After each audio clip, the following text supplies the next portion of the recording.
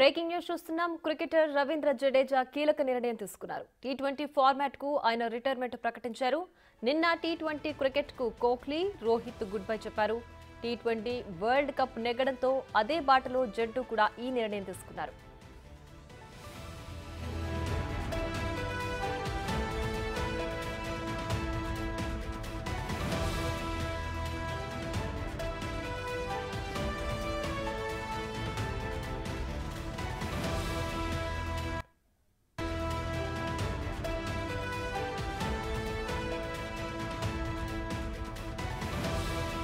Breaking news చూస్తున్నాం. Cricketer Ravindra Jadeja కీలక నిర్ణయం తీసుకున్నారు.